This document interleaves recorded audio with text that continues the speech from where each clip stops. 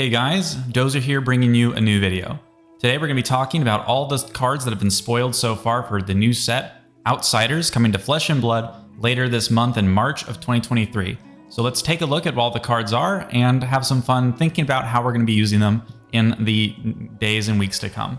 Before we get into the main cards, we need to look at some of these tokens that are going to be referenced a lot throughout the set.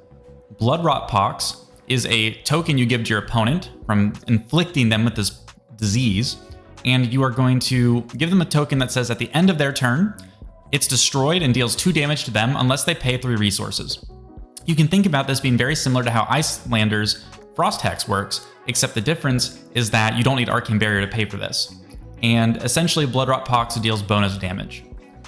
Frailty is a token that you give to your opponent. It's a disease that your attack action cards played from Arsenal and weapon attacks you have -1 attack power until the end of your turn when this destroys itself. So you give this to a ranger, a ninja, a warrior.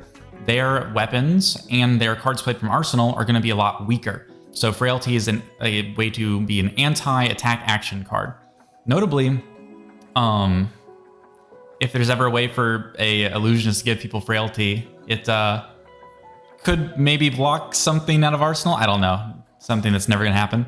But then we have the Inertia token, which lets you say that at the beginning of your end phase, when you afflict this with somebody right at the end of their end phase, they have to put all the cards from their hand and Arsenal at the bottom of their deck. So this is a similar effect to Seek and Destroy in the Ranger class from Tales of Aria, where you cannot hold on to your resources, but instead of discarding all your cards and having your Arsenal be destroyed, the Inertia will simply put all your cards at the bottom of the deck. So it's not going to push you closer to fatigue, but it will prevent you from setting up a big combo play.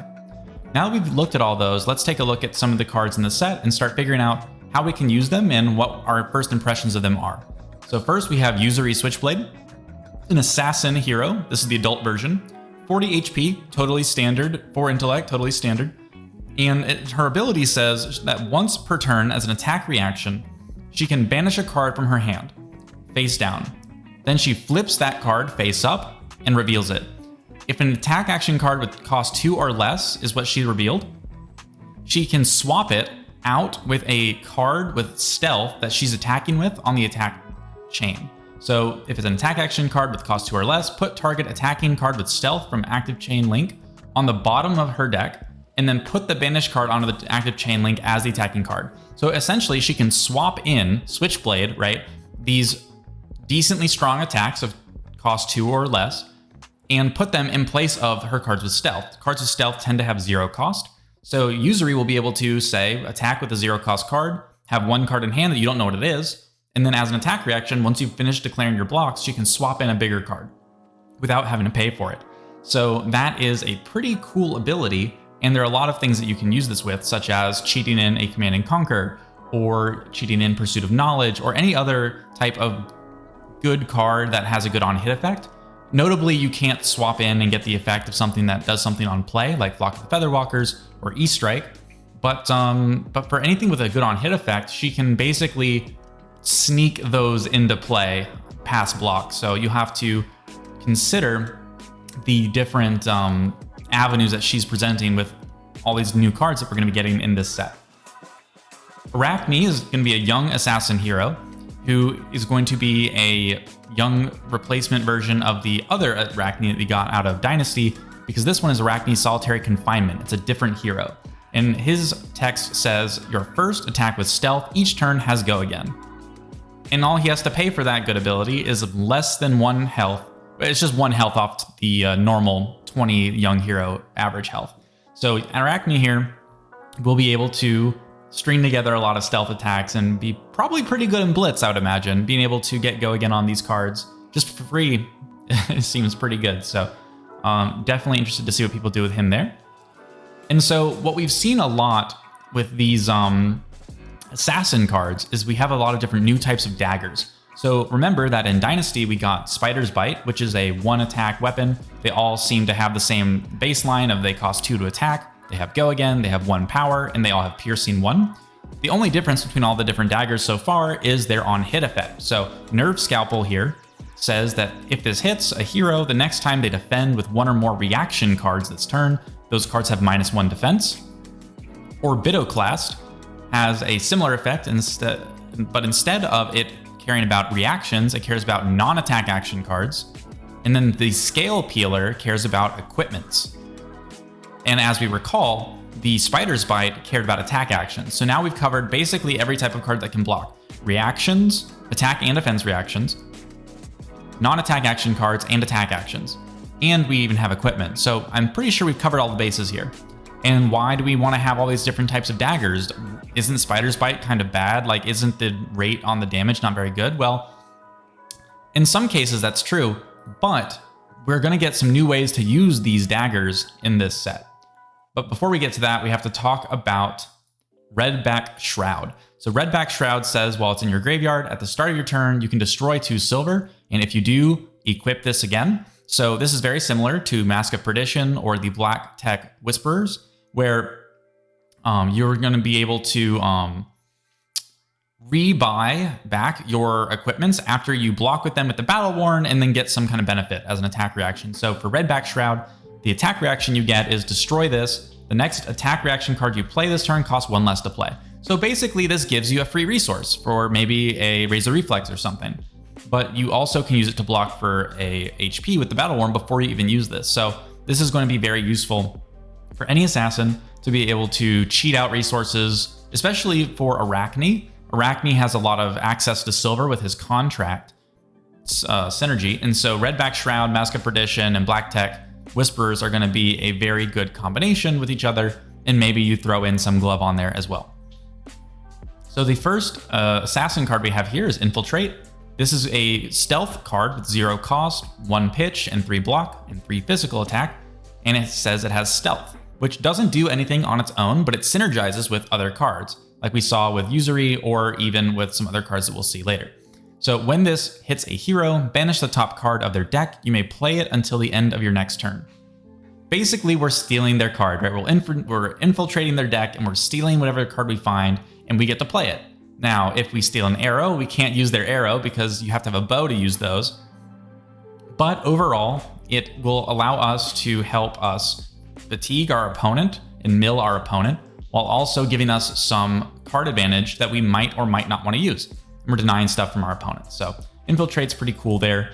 And I'd say like overall, its stat profile is a little bit underrated. It's a 3 for 0. 3 block red, which is a little bit worse than like a Wounding Blow because 1 card blocks this. But because it has stealth and because it has this on hit effect, it has a lot of potential upside. So I would say it's a very compelling, competitively attractive card. And we'll see how good Assassin actually ends up being to be able to leverage these stealth cards. Shakedown is Usury's specialization, which costs 2. Is red pitch, 3 block 6, so the same stat line as Command and Conquer.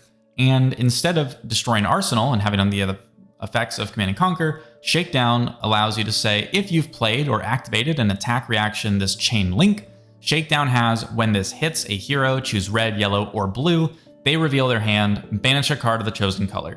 So you get to, if this hits, if this hits after you fulfill the condition, you get to pick a color and then you get to look at their hand and pick whatever card out of there that you want that matches the description. Let's say you're playing against Guardian or Wizard, you know they have a lot of blues. You can hit call blue and then rip their hand open. Or you could do something like Phi where you know they have a lot of reds, or Prism has a lot of yellows, right? So knowing the matchup is going to make this a lot better because you're effectively ripping cards out of people's hands, which is always great. So Shakedown seems pretty good. A little tricky to get use out of because of the nature of it being a 6 attack card. So you'd have to combo this with multiple things to get it enough damage to get over a 2-card block. But because Usury can switch things in, especially this card, you'll be able to hopefully force people to underblock or overblock and save this for the right moment. Seems pretty good to me. Spreading Plague is a majestic assassin, 1 cost, 3 block, 2 pitch, attack reaction card, which lets you create X Bloodrock Pox tokens, which again are the damage tokens, under the defending hero's control, where X is the number of defending cards this chain link. So let's say your opponent overblocks your early attack, right? They are really scared of you hitting maybe your Shakedown or some other really important card. Then you go in with a Spreading Plague and you say, okay, that's fine. You just blocked me with 3 cards. I'm gonna give you 3 Bloodrot Pox tokens. And because they only have 1 card left in their hand, they're not gonna be able to pay for all the Bloodrot Poxes. So if they block with 3 cards and you, or even more, right? And they don't have enough resources to pay for all these, they're just gonna take a bunch of damage on a delayed fashion. So Spreading Plague seems very good, especially as a 3 block. You do have to pay the 1 resource, but remember, we can combo this with Red Back Shroud for that 1 free resource and potentially just blow our opponent out with damage that they can't really get around if they are forced in a position where they need to overblock to survive. It's a very good way to close out a game. We also have a attack action assassin card called Backstab. 0 cost, 3 block, 3 attack red. So that's going to be the same stat line it looks like for all the stealth cards. And it has stealth clearly, and then it says that while it's on the chain, defense reactions cannot be played to its chain link. So it kind of has the Command and Conquer effect, where your opponent can't use defense reactions. But notably, if you swap this out with Usury, he's no longer on the chain. So if you attack reaction has cost, you banish the card, but they can react with a defense reaction before you can bring in, let's say, a Command and Conquer. So getting rid of this card allows them to use defense reactions. But that means that when you use him, you can buff him with an attack reaction, and then they can't respond to that with a defense reaction. So this card's really interesting as far as the whole attack reaction, defense reaction, mind game gameplay. So I'm really interested to see how these shake out. You probably run the reds and maybe the blues, depending on what you're trying to do in your deck. Sneak Attack is another attack action for Assassin, but it does not have stealth. Cost 2. Red pitch, 2 block, 3 attack, which is kind of very underrated, right? But what it says is that if you've played or activated an attack reaction, this chain link Sneak Attack has +4. So what this really means is when you play this with Usury specifically, and you cheat this in with her ability, it goes to a 7 attack card. So this card is effectively a 2 card deal 7, which isn't amazing, but you can do that with 2 reds, right? And so that's actually very nice utility. And it doesn't have the most benefit with the block because of the 2 block, but it seems okay, and it seems like a pretty decent draft card. And maybe you run this in CC if you're really trying to get some better breakpoints for damage. But overall, it's kind of okay. I'm not loving it. From there, we've got the spike cards, and each of these will correspond to a given disease and help you spread those a bit faster. So spike with Blood Rot, Assassin attack reaction, costs 1, blocks 3, red pitch, and it says target attack action card with stealth gains +3 attack, and when this hits a hero, create a Bloodrot Pox token under their control. Again, that's the damage token, which if they don't pay 3, they take 2. So you're effectively threatening 5-ish damage for 1 resource as an attack reaction, which is really good. And it works on stealth cards only, so there's some, synergy there with maybe the Backstab card, right? You play Backstab, you use your chest piece Red Back Shroud, you hit them with Spike with Blood Rot or Spike with whatever, and give them a bunch of damage that they can't respond to with the defense reaction. And then they also get a disease token. So your reinforced lines are going to seem to be pretty useful, it seems. I have an instant that can, and obviously Oasis Respite too, Respite rather. So Spike with Frailty is the next one, which gives them a Frailty token. It's the same effect text otherwise. It's a 1 cost +3 attack reaction. Seems to just be like the rare cycle here. And Frailty again reduces the attack of your opponent's weapons and cards out of arsenal. And then we have Inertia, which is more generically useful than Frailty, I would say. Being able to give +3 for 1, or getting the free resource off your chest piece, and then using this to scramble your opponent's hand and arsenal and prevent them from saving resources seems really good. So we'll be interested to see what happens with that. All of those seem pretty decent, but probably Blood Rot and Inertia are going to be the ones you'd seen constructed the most often, I would say. But in draft, they probably are all pretty good. Infect is a stealth 3/3, so 3 attack, 3 defense, 0 cost red pitch, and it has a full cycle here of red, yellow, blue with stealth, and says when this hits a hero, create a Bloodrot Pox under their control. So we're going to see stealth cards that give the diseases here. So Infect is going to give Bloodrot Pox. We're going to have a couple other ones that we see later, like Sedate, which gives you an Inertia token to your opponent, or Wither, which gives them Frailty. So we have multiple ways to spread these diseases. We have not only Spike, we have the individual stealth cards that give it, And we even have cards like Spreading Plague, which help us give more disease tokens to our opponents. Isolate is a stealth card with Dominate as its special treatment, which is especially interesting because if you catch this on an opponent who's kind of low on HP and they are only allowed to block with one card, then you can obviously come over this with an attack reaction, help finish them off, and they can't add more cards to the chain link, but also it can force them to only drop down a single card from hand, and then you swap this out during reactions, and if they don't have any more reactions, you effectively got the Dominate transferred onto another card for free. So Isolate's very, very good. And so yeah, I would say the Infect, Sedate, and Wither cards are all pretty decent. They need to hit themselves and don't really have that many benefits besides the tokens. The token values themselves are gonna be pretty conditional based on the game state, but I would say that generic value-wise, Infect is probably the highest, then Sedate, then Wither. I think it's gonna be pretty consistent across the board depending on the matchup that you're in. But yeah, those seem pretty decent. Then we also have this card called Malign, which is a stealth card, same stat line as all the others, right? 3/3 for 0, red pitch. That says damage that would be dealt by this cannot be prevented.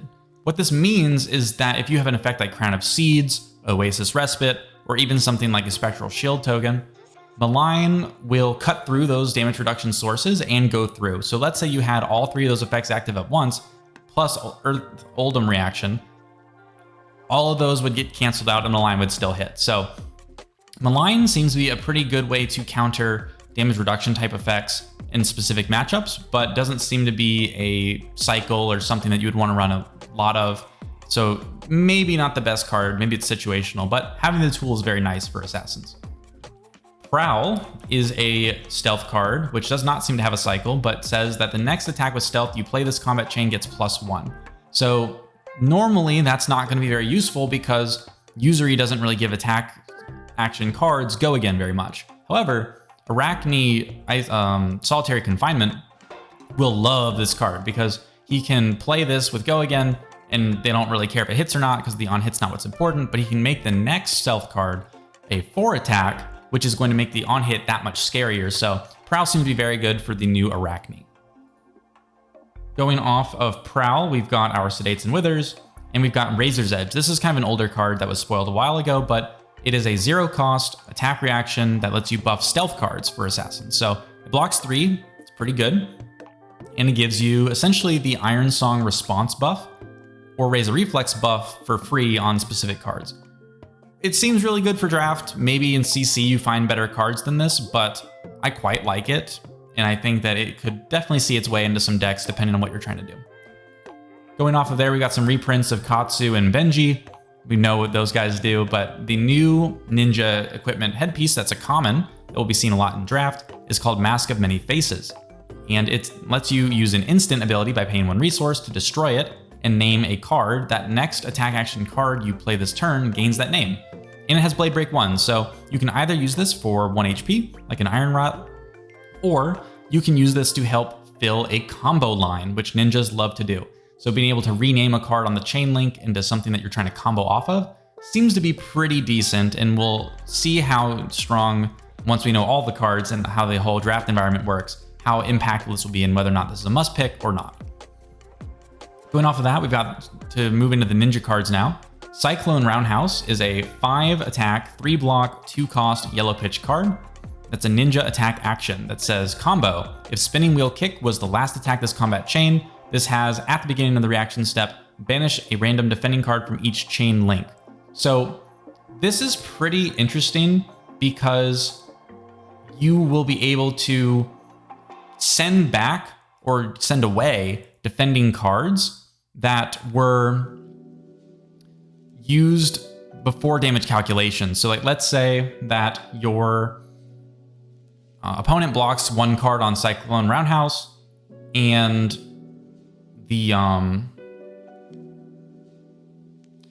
so you'll be able to send a card back to their hand and banish it away, which will prevent them from recurring things with things like Remembrance. But otherwise, it's okay. It seems all right, but maybe not something that's super duper compelling. But being able to force through damage like that and get rid of stuff, it's kind of like a rout effect from Warrior. Seems pretty decent. So probably we'll end up seeing play somewhere eventually. We also have Dishonor, which is another combo card, which was revealed not too long ago, with 3 block, 2 attack, and 3 pitch for 0 cost. That says combo, if Bonds of Ancestry was the last attack this combat chain, this attack has +2, so it goes up to a 0 for 4. And when this hits a hero, if you control all of Surging Strike, Descendant Gust Wave, and Bonds of Ancestry, the hero loses all abilities for the rest of the game. So this becomes a permanent sleep dart on your opponent's hero, which is pretty incredible. The thing is that having a 4-long combat chain for a combo where where this ends up hitting seems to be pretty difficult. But if you could line this up and turn off a Levia hero ability or a Dorinthia hero ability, this is going to basically make them dead in the water for the rest of the game. So it seems very strong. Definitely would be cool if this was consistent enough to pull off. Head Leads the Tail is a ninja attack action, which costs 1, has 1 pitch, 2 block, and 3 attack with innate Go Again. That says when this attacks, name another card. Attack action cards with that name have +1 this combat chain. This seems pretty interesting as Majestic. You'll be able to do stuff like Head Leads the Tail into Double Strike to be able to get the double dip off of this for sure. And being able to already have a 1 cost, 1 pitch, 3 attack Go Again with 2 block is already really close to being on curve for the general cost curve of the game. And transferring that +1 to at least 2 attacks on the chain is going to give you better value than normal. So I quite like this card. It seems to be pretty good. Wander with Purpose is another Ninja Majestic that is a yellow 3 block 2 attack Go Again Benji specialization, which says when this hits, you may discard a card with cost 0, and if you do, search your deck for a card with combo, banish it, then shuffle. You may play it this turn. So this seems to be pretty good for Benji, where you can effectively give yourself Katsu's ability, but you know, is getting Katsu's ability on Benji for 1 card really that worth it? It's hard to say. I'm not really a Blitz player, so you guys will have to tell me if Benji really likes this or not. However, the Silverwind Shuriken card looks very interesting. So it's a 0 cost blue item for Ninja, which is an attack reaction, which says destroy Silverwind Shuriken target attack action cards with combo gain +1. So this effectively is a 0 cost equip yourself with another breaking scales. I'm pretty certain. So effectively you can have this sitting out in the arena, and whenever you need it, you can break a combo card to get over their block and really force people to have to overblock sometimes by just having the threat of this card just always out there. It seems very good. And I definitely foresee some ninjas trying to sneak a couple of these in, especially because it works with Kodachis. It's everything ninja's trying to do. It seems great. So really good card. Bonds of Ancestry seems to be very good as well. It is part of that combo line we were talking about earlier, where it's a 4 attack, 3 block, ninja, red, 2 cost attack action, which says combo. If a card with Gust Wave in its name was the last attack this combat chain, this costs 2 less to play, making it free, and it has Go Again, with also the text of when this attacks, you may banish a card with combo from your graveyard. If you do, search your deck for a card with that same name, banish it, then shuffle. You may play it this combat chain. Effectively, it draws you a card when you play it, and costs 0 if you combo it correctly. So definitely worth building around in a lot of scenarios. So interesting to see how that affects Ninja viability going forward. Some newer cards are things like Recoil, which say it is a ninja attack action for 0 cost, red, 3 attack, 3 block. So a little bit under curve at baseline, but its combo says if Head Jab was the last attack of this combat chain, this has, when this hits a hero, they put a card from their hand on top of their deck. Wow, that's really good. So you can Head Jab for 0 and then Recoil for 0. And if they take the 3 damage, then they are going to straight up lose a card out of their hand. And so they have to give you something. And a lot of the time they'll give you a 3 block and that's okay, but it has combo. So you can use this with your breaking scales. And now they're having to give you at least multiple cards, or maybe a cards in armor, or maybe they're having to give you a defense reaction. So Recoil with breaking scales with the new Silverwind Shuriken seems really good. And it's a rare, so that's cool as well. Then we can go over and see Spinning Wheel Kick, which is another combo card. 1 cost, red, 4 attack, 2 block, Go Again.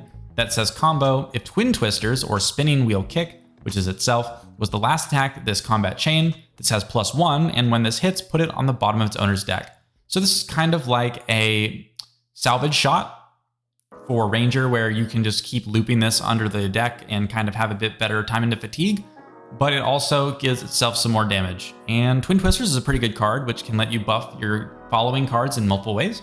So I could see Spinning Wheel Kick being quite good in the right list for Ninja.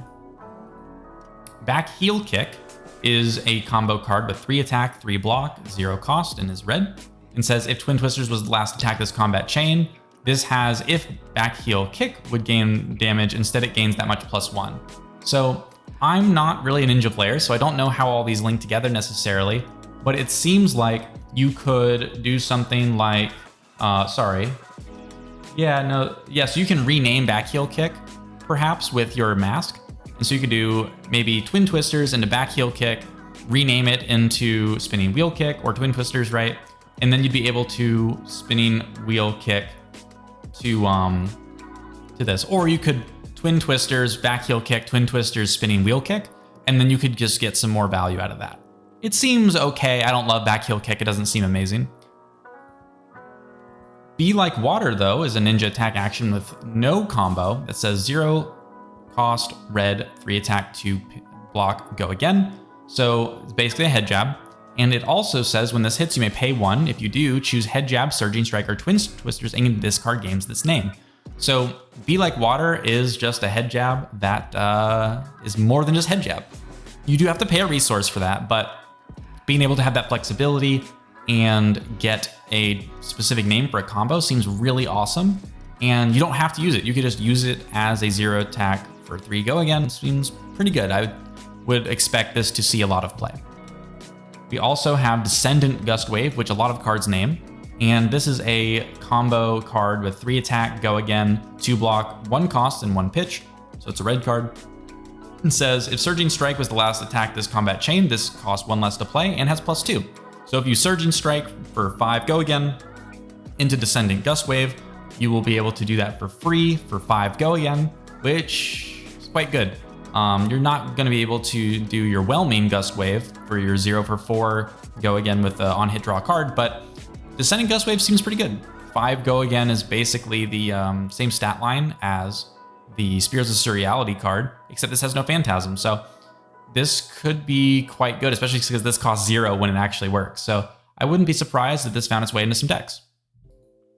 1-2 Punch seems pretty interesting. It's a combo card, 3 block, 3 attack, red, 0 cost, which says if the head jab was the last attack this combat chain, this has when this hits a hero, deal 2 damage to them. So it's not amazing. Being able to give a +2 conditional buff onto a card like this is fine. It's not better than having the raw damage, obviously, but the fact that it's combo lets it combo off of the, we're going to be saying combo a lot, it seems, the breaking scales, as well as the Silverwind Shuriken, or any other attack reaction like an Ancestral Empowerment.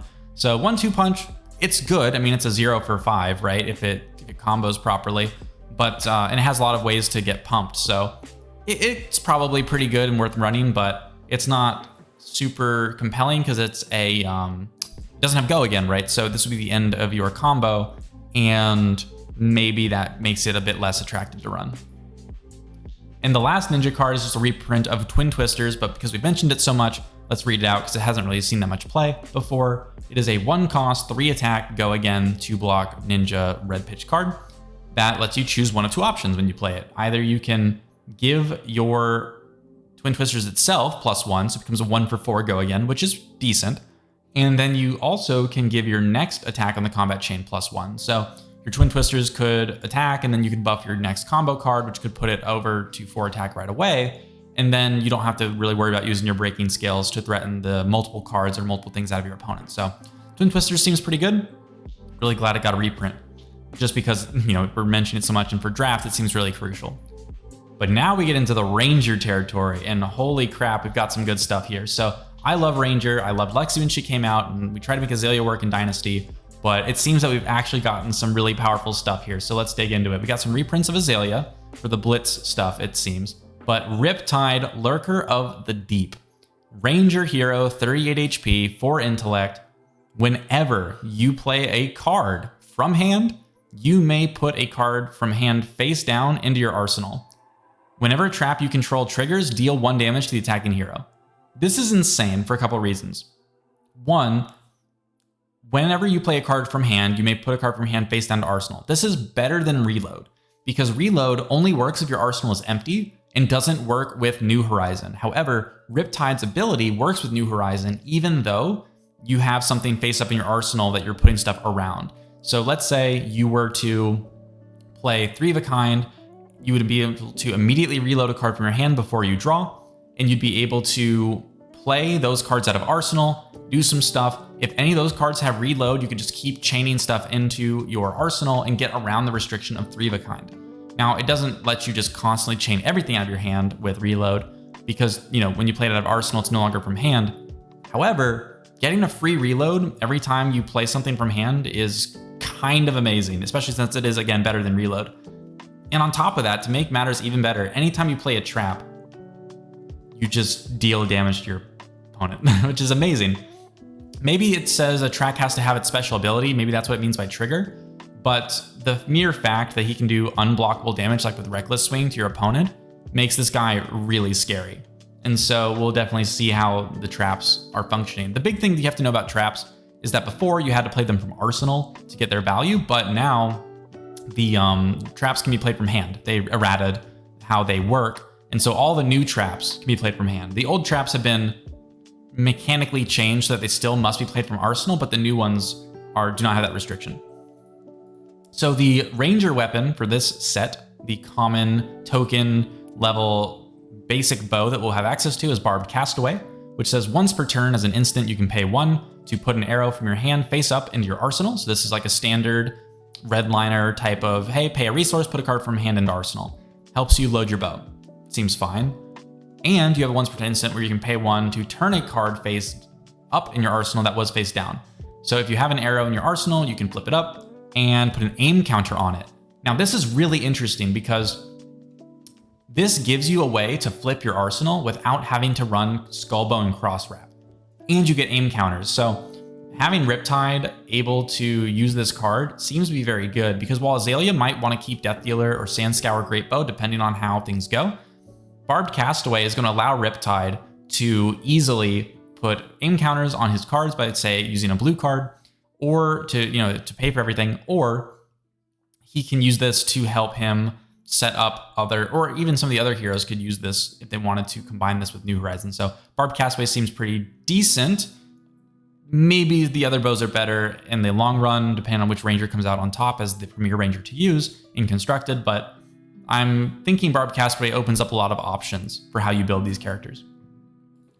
However, every ranger is going to love this card. So Trench of Sunken Treasure is a very powerful ranger equipment chest piece, which has Blade Break 1, so same as Spring Tunic, but as an instant, for free, you can put a face down card from your arsenal on the bottom of your deck and gain a resource.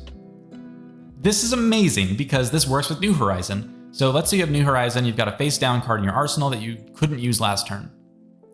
You get to your turn at the start of your turn, like, I don't really want this card in here. It's kind of clogging my arsenal. I can't really use it this turn. I'm just going to turn it into a resource. For Azalea, this is amazing. For Riptide, this is amazing. For Lexi, this is probably also amazing. Maybe less so, but I think Lexi would still like this card. But maybe she'll stick with Tunic, or who knows. But at least Azalea and Riptide are going to like this card a lot as rangers that have a bit of a harder time getting stuff out of their arsenal because they don't have Voltaire. So, and it also has Arcane Barrier 1. So what more do you want to say? This card is going to be a very, very compelling and attractive card for rangers for a long time, and you'll definitely want to be picking yours up whenever you can if you're going to be playing rangers. So we also have a legendary Quiver. So Quivers are a new mechanic in Outsiders, which go in your other weapon slot that's not taken up by a bow. So normally bows are two-handed, but Quivers are effectively a free equip that you can have in addition to a bow. And this one lets you have a bit of extra game into Fatigue, because if you pay 3 resources as an instant, you can destroy the Quiver and shuffle 3 arrows with different names from your graveyard into your deck. Up to 3 arrows, so it's better than 3, but you have the flexibility of 1, 2, or 3. And they have to be different names, which is not much of a restriction because this is basically just a free copy of Remembrance. And we know that Rangers tend to struggle with fatigue because they run out of arrows. So being able to get them back seems to be pretty good as a sideboard option. Doesn't seem to be the default Quiver that you'll want to run. However, for Riptide, you probably will run this over his token one because, as we'll see, it's not the most amazing card out there. However, Quiver of Rustling Leaves seems pretty good because, as an instant, you can pay 3 to reveal the top card of your deck, and if it's an arrow, put it face up in your arsenal.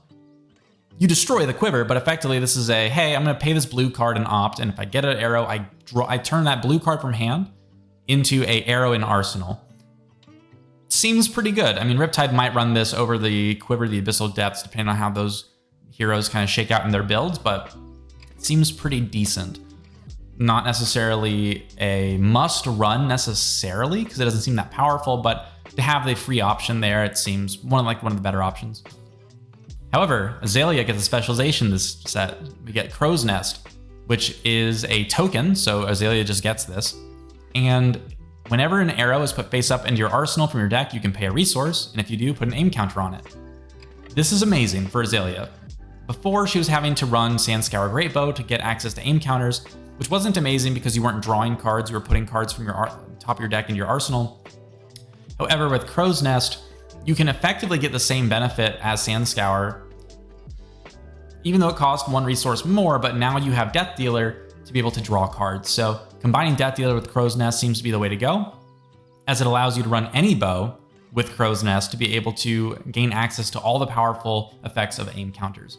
And again, because Azalea's ability gives you Dominate, you're always getting the aim counter on the card you're dominating when you set up those effects, so it seems pretty good. Driftwood Quiver is the Riptide specific Quiver specialization. It's a token, so this is what you'll have access to in draft guaranteed. And as an instant, you can put your card from Arsenal on the bottom of your deck. So all this is really doing is allowing you to clean up your arsenal when you are in draft, and that way you don't get bricked. So it's definitely going to be useful in draft, but in constructed, probably not so much. We actually have a card that I haven't seen until just now, Amplify an Arrow, which is a 0 cost arrow attack for Ranger that has 2 power, 3 block, and is a yellow. So it says, while Amplify an Arrow is face up in any zone, if it would gain power, it instead gains that much +1. That's really cool. So if you have multiple effects that buff arrows when they are face up in like some zone or something, it gains even more damage. So this is a really cool target for just stacking multiple buffs. And so I think this is really cool. And it's a yellow, so you know, Azalea or whoever could pitch it to normally fit in with their cost curve very well. And yeah, no, I think it's really cool. I'm definitely curious to see how this card could fit in the deck. The problem, though, is that Rangers have so many good cards now, it's gonna be really hard to come up with the builds that you want to be running. Like Barbed Undertow, it's a majestic 1 cost, 5 attack, 3 block red arrow that says if Barbed Undertow has an aim counter, it gains when this hits a hero, choose red, yellow, or blue. Until the start of your next turn, they cannot pitch cards of the chosen color. Wow, that card's really good. Barbed Undertow in general, when you get it with an aim counter, it will be able to, if it hits, say, hey, you can't pitch blue cards. Most heroes want to be pitching blue cards, and so that'll be a good generic option to pick. But if you're playing against Prism, you can say, hey, banishing, like you won't be able to pitch yellow in this next turn. That turns off Luminar's Go again. It really messes up Prism's day. And against Dromai, she won't be able to pitch red cards either. So Barbed Undertow seems like a very good silver bullet type of useful, very decent card. Especially with Azalea, you'll be able to play Knock the Death Whistle to search for this card. And you'll be able to pay the 1 off of the Crow's Nest to buff it up to be able to have the aim counter. And it'll come in for Dominate, and it seems to be pretty good. Collapsing Trap is a legendary Riptide specialization, so you're only allowed to run 1 of these in your deck, but it's a blue 3-block trap, so you can play this from your hand or arsenal as a defense reaction. And if this defends an attack with Go Again, the attacking hero discards their hand and draws that many cards -1. So you ruin your opponent's setup, and they go down in card advantage to you. So This card seems really awesome, and Riptide is obviously going to run it, and it seems super good against Defy or any other aggro hero that was trying to set up a very specific sequence when they kept a big hand. So Collapsing Trap seems very good. All right, Collapsing Trap seems awesome. Spike Pit Trap. It's another legendary Riptide specialization, so we have multiples. And this says when this defends and the attacking hero has played or activated a reaction this chain link, put the top card of their deck into the graveyard. They then lose X health, where X is the number of cards in their graveyard with that name. So the most this is going to be able to do is 3 health, because if they have, let's say, 2 copies of maybe Sink Below in their graveyard, and you reveal the top card of their deck and it's a Sink Below and you send it to the graveyard, then they will take an additional 3 HP of damage, which is pretty good. Notably, this doesn't work on cards of different colors. So Sink Below Yellow is a different named card to Sink Below Red, so just keep that in mind. But having a blue 3-block defense reaction is already really good. But then it also can give you 3 more HP. And then if Riptide's effect happens, obviously, then it deals 1 more damage as well. So it seems pretty good. Spike Pit Trap, definitely a good one of in the deck. Melting Point, however, doesn't seem to be that amazing. It's a 1-cost arrow buff, which 3-block and go again. So the 3-block alone is kind of compelling, but it's a red card, so kind of curious to see if that'll make its way into lists. It buffs your next arrow by 4, so it's on rate, generally. In fact, it's a little bit above rate, but because we're dealing with arrows, we have to account for that a little bit. So it's a good card, though. And it says if it has an aim counter, it also gains when it sits a hero, destroy a one-handed weapon they control with 1 base power. Basically, this counters daggers. So ninjas and assassins are going to be heroes that you can destroy their weapons for, and that's really relevant for assassins because they'll have the legendary card Flick Knives, which I don't think showed up earlier, but basically it's a legendary that lets you throw your daggers at your opponent and deal damage. So this will help you kind of slow them down on that respect. But overall, it seems okay. This might make its way into deck lists, but I'm not thinking this will be the first card you put in. Boulder Trap is a yellow trap for 3-block that says when this cost 0, when this defends an attack with power greater than its base, put a -1 counter on an equipment the attacking hero controls. So let's say your opponent attacks you with Titan's Fist and it's attacking for 4. You block with Boulder Trap. You can put a -1 armor equipment on their Rampart or their Stalagmite or their Tectonic Plating, whatever you want to do. So Boulder Trap seems very good against very specific situations and potentially against kind of any hero that's trying to buff their weapons up or any of their attacks off the base and not just doing base damage. So this could work very well off of something like Phoenix Flame against Phi or even something like Dorinthia, right? So this will be a pretty good card, I think. Pendulum Trap is interesting as well. It's another yellow trap for 3-block, 0 cost that says when this defends and the attacking hero has played or activated a reaction this chain link, put the top 2 cards of their deck into the graveyard. So this is kind of like a little bit more of Mill's strategy going on. And it's only going to work if they've done like an attack reaction because they can't do a defense reaction while you're defending. So basically, if they play an attack reaction and then you respond with Pendulum Trap, you get to mill them a little bit. It doesn't seem amazing. It seems a little niche, but maybe this is something that you are interested in running if you just need more traps to trigger Riptide's ability, or maybe there's some kind of density you're trying to go for with yellow 3-blocks that are just good cards. So it might see play, but I don't love the highly conditional and not immediately impactful effect here. Tar Pit Trap, though, is another yellow 0-cost 3-block trap, which says when this defends an attack with Go Again, the next time an attack action card hits this turn, effects don't trigger. This is a pretty good card. So you block a card with Go Again, they try and come in with an on-hit, you say, nah, I'm blocking this. Even if you hit, it's not going to do anything. So Tar Pit Trap seems like a card that you'll definitely try to run 3 of, especially when you're on those more defensive ranger builds. We then have Fletch with red, yellow, and blue tail. They're all effectively the same card, except when your card has an aim counter, based on the color of the Fletch you're playing, the card defending the arrow is going to have -1 defense. So Fletch, a red tail, is a 1-cost, 2-block, Go Again ranger action, which buffs arrows. That says your next arrow gets +4, And if it has an aim counter, red cards have -1 defending. Fletch yellow reduces the power of yellow cards, but you only get +3. And then the blue gives you +2, but affects the block of blue cards. So all of these are kind of compelling in their own way. I think red and blue are going to be the most relevant generally. Although yellow will be much more relevant in draft because of all the yellow defense reactions in rare slot. But the red is clearly very good, and the blue is clearly very good to be able to say, hey, here's an efficient buff, and it blocks not terribly, and we can get extra value because if you try and block, you just get less block value. So this stacks, right? If they have to block with 2 cards, this will be even more valuable. So I could see Fletch with the red tail especially being pretty useful. In the blue tail, maybe this is like just your really good generic Ranger blue. That is good into maybe the more defensive matchups like Oldhams and stuff like that. We'll end up seeing how that works out though. We then have 3 cards, which are Lace. So I'm pretty sure we're just missing one in the website here, but we've got Lace with Blood Rot, Lace with Inertia, and there's gonna be probably Lace with Frailty, where they're a 0 cost Ranger buff that buffs arrow cards by 3. 2 block go again, so very similar to something like Take Aim, except instead of reloading, your next attack hits and gives, if your next attack hits, you create a Blood Rot Pox, a Inertia, or a Frailty disease token under your opponent's control. So Lace with Inertia definitely seems like one of the better ones because it's kind of like Seek and Destroy, so it's just more copies of that. But Lace with Blood Rot, I think just having the extra damage is going to be pretty compelling as well. With Frailty, again, I think it's probably the least compelling one, at least for right now, outside of draft.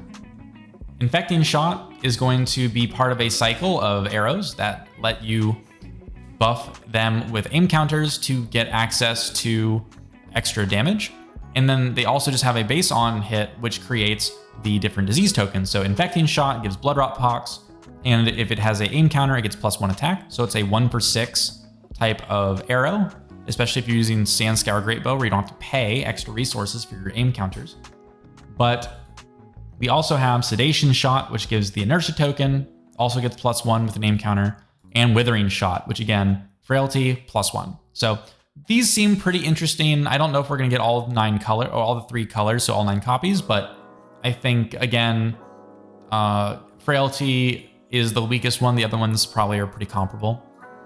Merc, Meyer, Grappnull is a common 0 cost 4 attack 3 block Ranger arrow attack, red pitch, that says if this has an aim counter, it gets +1. So we're seeing just a bit more of that marginal benefit for actually giving aim counters to your cards. And damage that would be dealt by this can't be prevented. So we have another way to get around damage prevention in Ranger. This is especially relevant for the Illusionist matchup because with all the new ward cards that came out recently, damage reduction is going to be a big part of how those heroes keep their permanence around. And so if you deal any damage with Merc, Meyer, Grappnull, which would trigger ward or any other type of damage reduction effects, you kill all of their ward stuff because all of them fail to trigger and they all trigger in sequence. So this is going to be a very good way to counter Illusionist, which traditionally Rangers struggled with. So keep an eye out for that.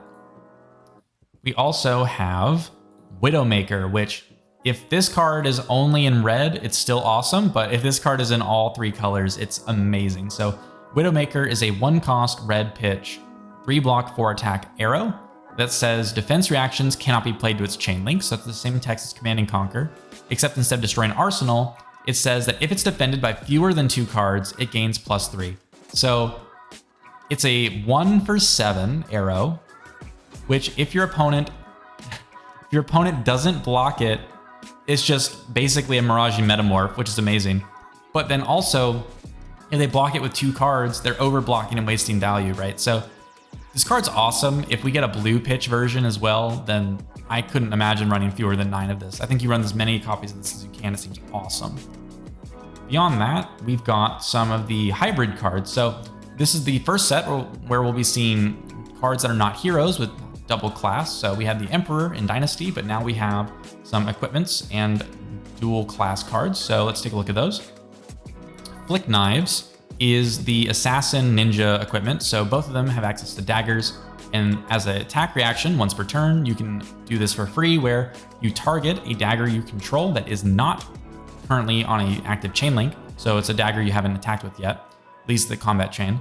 And it then deals 1 damage to target hero. If the damage is dealt, the dagger has hit and it's destroyed. However, the daggers will deal their 1 damage, do their on hit, which is to make the next block that happens less effective. And this card has Blade Break. So this is a repeatable effect. You don't have to destroy Flick Knives to do this. You destroy your daggers. And if you need to block with this in a pinch, you can. So it's an arm equipment that's going to be very attractive for assassins. And I couldn't imagine you not running this, because I'm pretty sure we're going to have ways to re-equip weapons from our inventory. So you'll be able to have a arsenal, right, of an armory, an arsenal, whatever. We use a lot of these terms, but a veritable assortment of different daggers to equip and then use against different matchups and reload them throughout the game. Flick Knife seems very good as a legendary. Mask of Shifting Perspectives is the Assassin Ninja common headpiece, which gives you an attack reaction that says, destroy this. Whenever a dagger hits this turn, you may put a card from your hand on the bottom of your deck, and if you do, draw a card. It has Blade Break 1, so at the worst case scenario, this is going to give you the ability to help you stop some on hits. But in the best case scenario, it helps you fix your hand by using your daggers to sink a couple cards out of your hand and try and draw something better. So it seems okay. Maybe not something that you fiend after in draft, but it seems pretty good. Blade Cuff is Assassin Ninja Arm common, and it has Blade Break 1 and has an action which costs 2 that says destroy Blade Cuff. Your daggers gain +1 this turn, go again. So the most daggers that you can have in a given turn generally is going to be 2. So Blade Cuff is going to essentially be pay 2, split 2 buff across 2 different weapons. And since your weapons have Pierce as daggers, this seems pretty decent. It's not the best thing in the world because it's kind of expensive and daggers are kind of expensive to attack with, but I could see this being useful as a baseline in draft.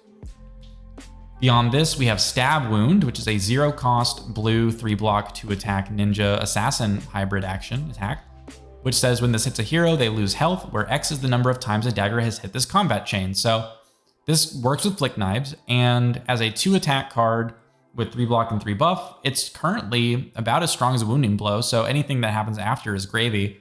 And people are not going to want to block this because it only has 2 attack. And if you've hit with like 1 dagger and you Flick Knives into a second dagger, this is going to potentially be a 0 for 4. Seems pretty good to me. Probably worth running, especially for Ninja. Well, it remains to be seen. Maybe assassins don't love it, but it seems good to me. Beyond that, we've got Concealed Blade, which says it is a 0-cost blue 3-block attack reaction for Assassin and Ninja, which allows you to target a Ninja or Assassin attack action card, give it +1 attack, and when this hits, equip a dagger from your inventory. So there you go. We have a way to equip our daggers by sneaking in some more damage with effectively a better lunging press. So this card seems awesome. I couldn't imagine running fewer than 3. It seems really good. Maybe you don't run this in like Katsu where you're not doing Flick Knives, but I think this is a good card for sure. Bleed Out, though, is a 2-cost, 4-power, 2-block, 1 red pitch, right? Assassin Ninja hybrid card that says it's attack action, right? So Bleed Out costs X resources less to play, where X is the total damage you've dealt with daggers this combat chain. So if you attack with a dagger and it hits and deals 1, then you will get to pay 1 for a 1 for 4 go again, which is pretty decent. Especially if you use a dagger by paying 2, you hit them for 1. Bleed Out then comes in by costing 1. So with 1 blue card, you can dagger Bleed Out if the dagger hits, and they'll have a harder time blocking Bleed Out. So it seems okay. Maybe you could Flick Knives and kind of cheat out some more stuff. It doesn't seem amazing, but depending on how the Flick Knives interactions go, maybe the Bleed Out ends up being worth it. We also have Hurl, which is kind of cool. As an additional cost to play this, you may pay 1. When you do, it gains when this attacks. Target dagger you control deals 1 damage to target hero. If damage is dealt this way, the dagger has hit, destroy the dagger. This gives you access to the Flick Knife type of effect in draft. I imagine that this is not worth running in a constructed list just because it's a head jab, which is fine, but you have to pay an extra resource to do the Flick Knife. So maybe if Flick Knives become really good, this is worth running, but otherwise I don't really see this as being a must run. But in draft, it seems awesome. So in constructed, we'll see. However, we have another attack reaction for Assassin and Ninja called Short and Sharp. Short and Sharp is a 1-cost attack reaction that lets you choose one of the couple options. And it's kind of like Razor Reflex, where you can either give a dagger that you control +3, just like Razor Reflex, except you can't give this to a sword. And you can choose also to give an attack action card with 2 or less base power and give it +3. So this is kind of similar to Razor in the fact that, Razor lets you buff 1-cost cards, but Short and Sharp gives you the ability to buff small cards to a 5 power at kind of like max. So it seems pretty decent. Not amazing, but I can definitely see this in play if people decide that the daggers are worth running and that you are going to be running some of these low base power cards. Like maybe Benji loves this, for instance, right? Beyond that, we're almost done. We are very close to the end here. So thanks for staying with me this far. I know we're almost at an hour here, but let's just finish going strong and finish up these cards. So Mask of Malicious Manifestations is an Assassin Ranger equipment that lets you pay 1 to put a card from your hand or arsenal on the bottom of your deck. You then destroy this and reveal cards from the top of your deck until you reveal an attack action, put it into your hand, and then shuffle. So we can effectively swap a card out of our hand to try and dig into an arrow, or we can get a useless card out of our arsenal by paying a resource and draw into a arrow or something else that we can use with our bow. So kind of like a safety button, not something that's going to be actively used in Constructed, definitely a draft card that with Blade Break is pretty compelling. Toxic Tips is a Assassin Ranger equipment that lets you pay 1 to destroy it and buff your next attack so that it gives you the ability to give your opponent 1 of the disease tokens if the attack hits. So it doesn't give it an attack buff, but let's say you know that you're coming in with a 4 attack card, which is going to have the breakpoint, whatever. Toxic Tips lets you just pay that 1 extra resource and get a little bit of extra value out of the attack. So having Blade Break seems pretty good. In draft, right? Not outside. Now we have the codices. So the codex here, they're all going to have Majestic Rarity, and they're all going to have a very similar effect. So Codex of Bloodrot is yellow, 2 block, go again, 0 cost. Assassin Ranger action, and it says each hero puts a card from their hand face down into their arsenal, create a Ponder token under your control, and a Bloodrot Pox token under each opponent's control. So basically, you get to put a card from your hand into your arsenal. So you're reloading, except it's better than reload because you don't have to have an empty arsenal. So you have a better than reload effect where you force your opponent to put a card into arsenal. You then generate a Ponder token, which at the end of your turn draws you a card back. So you effectively just move a card from your hand into arsenal, and then at the end of your turn, you replace the card that you spent with Codex, right? And you give your opponent a Bloodrot Pox, which will deal 2 damage to them if they don't pay a blue. So unless they give you a whole card's worth of resources, you're dealing 2 damage to them as well while reloading. This seems really, really, really awesome.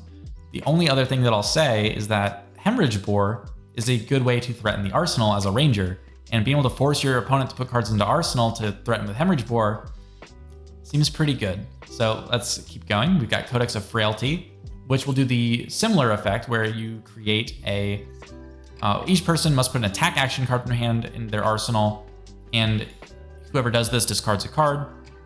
This is a bit different than Blood Rot, where you only are reloading and your opponent reloads. In this case, you're reloading and discarding, and your opponent has to discard an additional card. So the benefit here is that you get a Ponder token and give them a Frailty. So while Frailty tends to be a very weak token, ripping cards out of your opponent's hand and then forcing them to be threatened with the like a Hemorrhage Bore or Command and Conquer, while also messing up the turn, makes Codex of Frailty seem pretty good as well. And then Codex of Inertia. So this is, and all these are Ranger and Assassin combo cards. So Codex of Inertia allows you to force each hero to put the top card of their deck face down into Arsenal and then discard a card. So instead of reloading from your hand, you're reloading from the top of the deck, and you're forcing your opponent to lose a card at the cost of you losing a card. However, when you get a Ponder token, you're going to replace one of these cards that you were using at the end of your turn to put in your arsenal, and your opponent's going to get an Inertia token, which is going to prevent them from using an arsenal. So let's say you hit them with something like a Red in the Ledger, and they're only able to make 1 action on their turn. They can't get their card out of arsenal. They're just going to lose all that value. So Codex of Inertia seems to be pretty good. I would say all 3 of the codexes look pretty good. And we'll see which ratios or how much you run, if you run all 3 or 9 or whatever. We'll see. Death Touch is interesting. It's an assassin and ranger combination card. It's not an arrow though, so you can't load this with a bow, I'm pretty sure. But it cannot be played from hand. But as a reward, if this hits, you get to choose one of the diseases and give it to your opponent. So as a 1 for 6, that's pretty good for damage as cost ratio. But it seems like this is a better card for Usury because she can cheat this in and bypass the can't be played from hand restriction.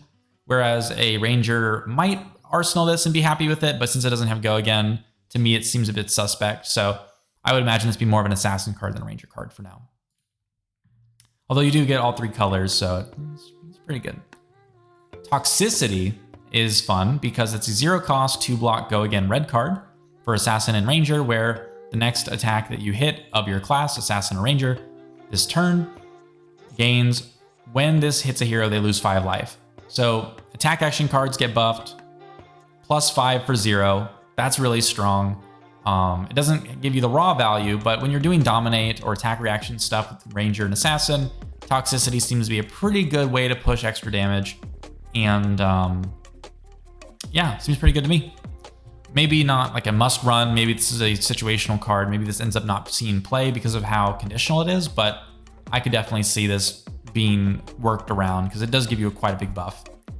Virulent Touch is a 0 cost, 4 attack, 2 block ranger attack action that's not an arrow, but it can't be played from hand. So it's kind of like a pseudo arrow where Take Aim still buffs this card because all it says is ranger attack. However, Virulent Touch is usable in assassin, so they can't make an arrow because bows and whatever. But when this chain link resolves, if Virulent Touch is defended by a card from hand, create a Bloodrot Pox under the defending hero's control. So this is kind of like Reprise, where your reward for attacking someone with a 0 for 4 out of Arsenal is that you can force them to take 4 damage, or if they block, they're gonna take 1 damage, right? And then, actually, no, it doesn't have to hit it or anything. So even if they block the sink below, this is like a 0 for 6 value. Maybe 0 for 7 if you count the pitch, but it's pretty good at helping you close out games because it just forces cards out of your opponent's hand. Virulent Touch, I think, is pretty good. We'll see if it ends up making any lists though, because it's not an arrow, so it's not gonna have a ton of synergy with Ranger, but it might end up seeing play. Bloodrot Trap.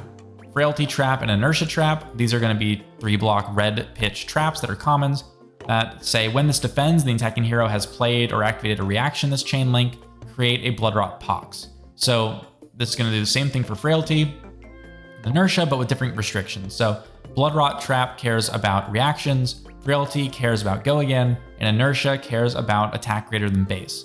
So it remains to be seen how good these are going to be. 0 for 3 block reds are not terribly compelling, overrunning something like Sink Below or Fate Foreseen, but getting to give the tokens to your opponent could be compelling if it's the right matchup. So it'll be interesting to see how this shakes out in draft, especially. These are going to be very important in draft, but I think in constructed, these are probably going to be less attractive, generally speaking. Unless you're playing Riptide, and then maybe it's okay.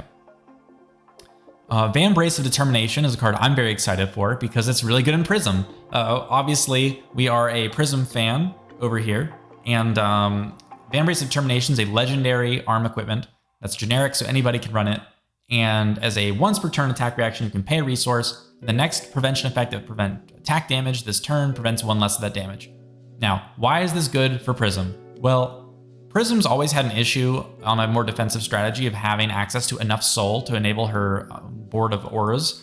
However, Vambrace of Determination just gives you a pitch outlet that doesn't require soul. So I'm very excited to use this card in LL format with Prism and Luminaris because you can use this to just pitch a yellow and never have to worry about having enough soul to swing out a board of maybe Spectral Shields or Spectras in general. So it seems interesting for that. And then also you can pay 1 to give it 1 defense and give it Blade Break.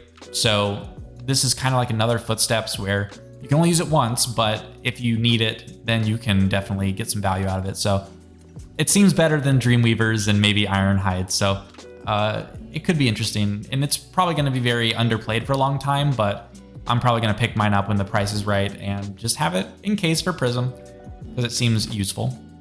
However, Seeker's Hood is a generic head equipment, which you can use it to pay 1 to activate the instant, which destroys the equipment, and prevents the next damage that would be dealt to you, and you get to opt. So this is going to be generically useful in the draft format here by being able to just reliably block some damage. But and I don't know if this is like one of those token equipments like Helios Miter was, but being able to ignore damage prevention is going to be very useful in draft, and then outside of that, this is useless. Okay. Seeker's Gilet, or Gilet, I don't know how to pronounce that word. I assume it's French, but you can pay 1 for this generic chest equipment to activate the instant to destroy the equipment and prevent the next one damage. This is gonna be very similar to the Seeker's mitts, right? So Seeker's hood, Gilet, and mitts are going to be your type of quell type of effects. So instead of having quell where they're able to block multiple times per equipment on a turn by paying into them, Seeker's equipment seems to be very useful for getting a little bit of extra opting for being a ranger or having these other types of effects and being able to block some damage sometimes. Seems not amazing, but if this is a token equipment where you just get this as a baseline, it seems pretty interesting actually.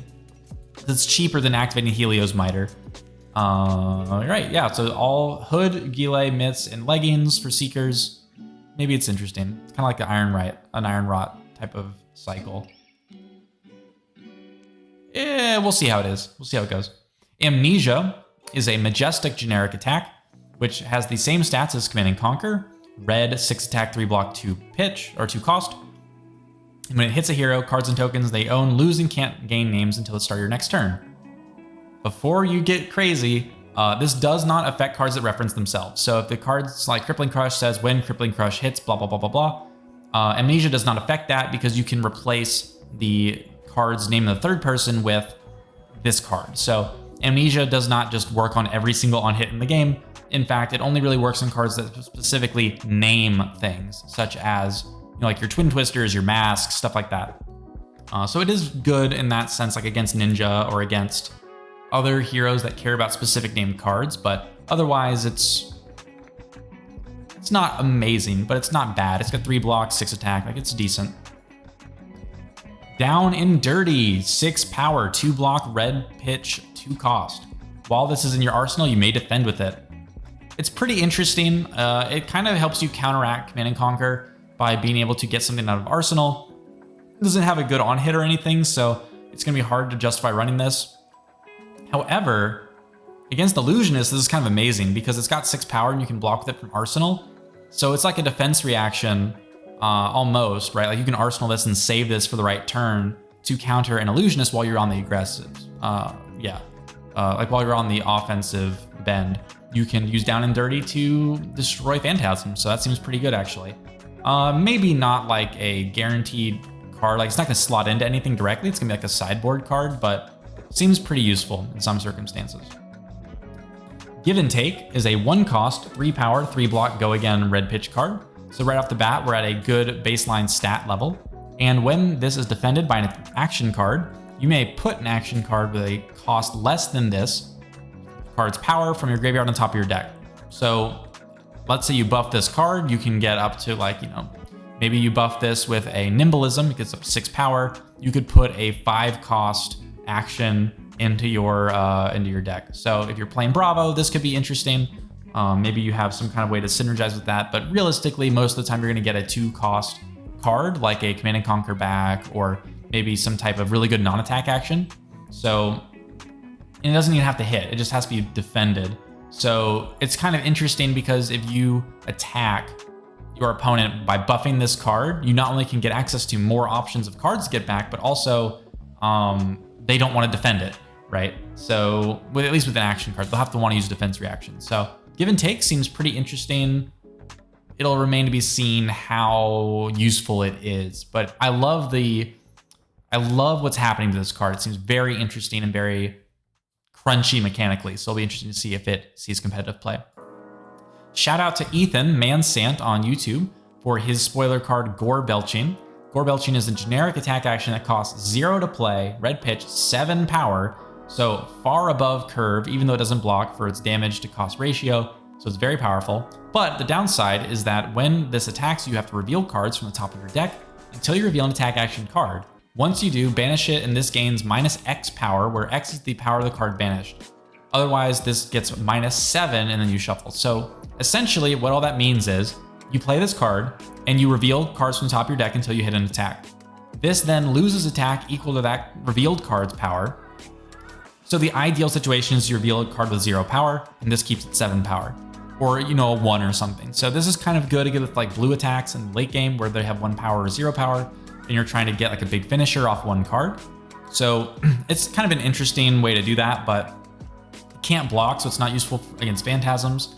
And if you have no attacks left in your deck, this is a 0 power, 0 block card. So yeah, it's interesting. I think this is going to be mainly useful for something like Chain, where you know, if he wants to play like a Bounding Demigon or some other type of low power card out of his banish zone, turning this into an upside, I could see that working out, but otherwise it seems a bit clunky, and we'll see if it actually ends up seeing any competitive play.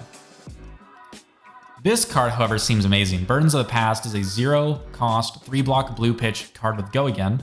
So if it has an effect, it's pure upside at this point. And it says, until the end of the turn, target hero cannot play defense reactions with the same name as a card in their graveyard. And if there are 10 or more defense reactions in their graveyard, draw a card. So this is an amazing anti-fatigue card, right? So someone's trying to block you out all game, they play multiple Sink Belows, they play multiple Fate Burst Scenes, they play all these cards, and you play this card, they can't play any more defense reacts that turn. And if it's in the end game, where you know that they've got a couple more D-reacts left, and they've played so many that you're trying to push through damage, this is a free card. It replaces itself immediately. And if you don't think you're gonna get value out of playing it, you can still pitch it, you can still block with it. It seems really, really, really good. Definitely a card to watch out for. Premeditate is a majestic 0 cost red pitch 2 block Go Again generic action that says the next time an attack action card hits a hero this turn, create a ponder token, and the next attack action card you play from arsenal this turn gains +3.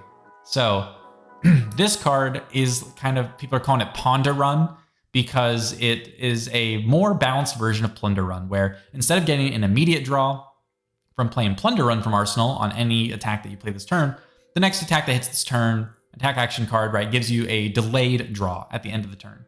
And the only attack action that can get buffed is the one that you play from arsenal. So this will work really well for Ranger, and not so much for every other hero, but having attacks in arsenal, you draw Premeditate when you draw up, you play it out, you kind of get to get a free 3 buff in arsenal whenever you draw off the top of your deck. So Premeditate seems very good. I don't think that it's going to go into every deck, but as a replacement to Plunder Run that's more balanced, I love it, and I think it's really cool.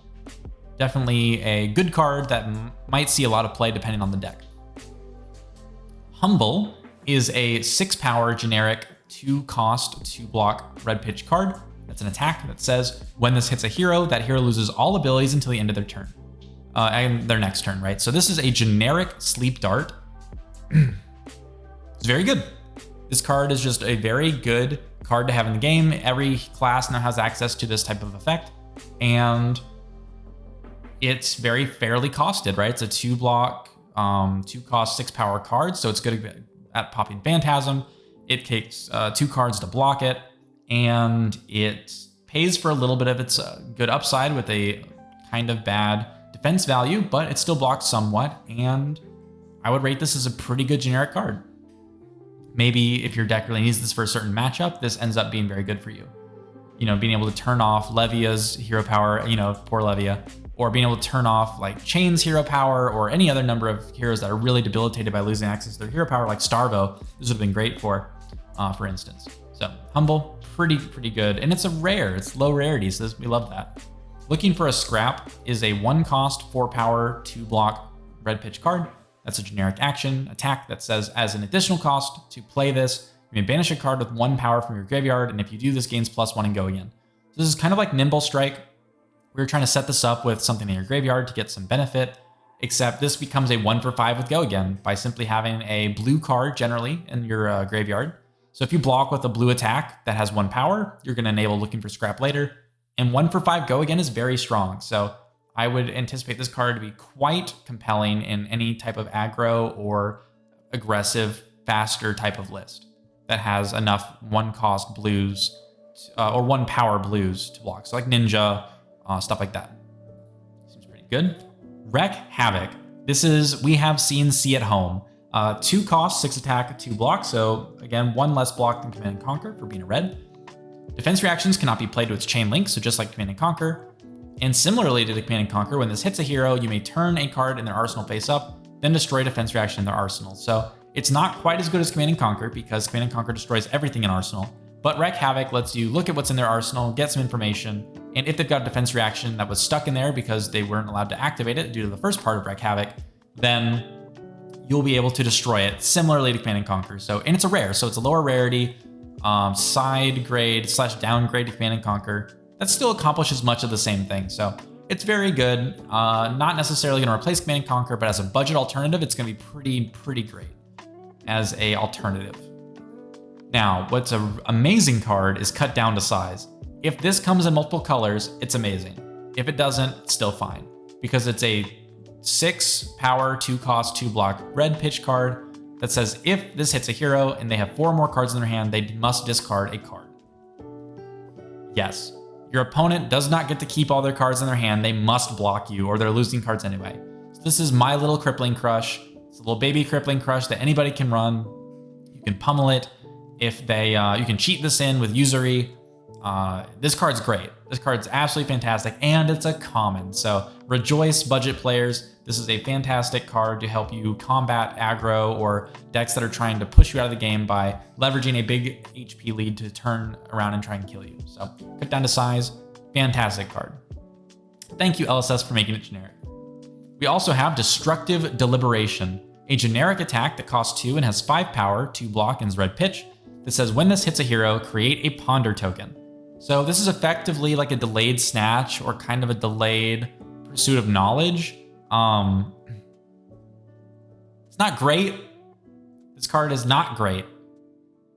It's not terrible, but we would be hoping to get at least 2 value off the card value, which is kind of there, but also kind of not. So getting a ponder token means that it kind of pays for itself and you get a card back, but it's kind of like a delayed, it's kind of like an end of your turn snatch, right? Like if you had snatch at the end of your turn and you were just going to try and draw whatever you were getting off of it, or kind of like an E-strike, right?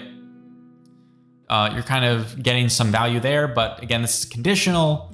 So it's not as good as E-strike. It's not as good as snatch, but it is a similar card to that vein. So in draft, you might actually end up liking this, and maybe in CC, if it's your deck for some reason and you like getting ponder tokens. We also have Peace of Mind, which says the next time you would be dealt attack damage this turn, prevent 4 of that damage. So you also create a ponder token. So it's an instant, so you can play this on your opponent's turn, 2 cost. And it's not amazing, though if you have Crown of Seeds, this is decent. It's probably going to be nice to be able to use this as a sort of defense reaction generically in the set, because we don't seem to have a lot of generic defense reactions. So this is probably going to be like the sink below of this set as far as helping you defend against all these attack reactions, especially if you're an assassin or a ninja. However, outside of that, I don't see it seeing a ton of play in Constructed, just because it's expensive, kind of underrate, and ponder tokens, at least for now, are going to require you to have a lot of things go right to get a lot of value off of them. So we'll see how it ends up going. But that's everything. That's all these cards. We've clocked in at just over an hour and 15 minutes. So thank you very much for watching. I will talk to you later when we get more spoiled cards, and we'll be trying to put some decks together once we have all the Ranger cards to see how good Riptide, Azalea, or Lexi are going to be with all the new support. And for all those Assassin and Ninja fans, I'd love to see what you guys are going to come up with. And we have a lot of cool stuff to play with, a lot of underserved classes, getting some very powerful support this set, and it's going to be really exciting to draft. So have fun. Thanks for watching. Take it easy. See you in the next video. Peace.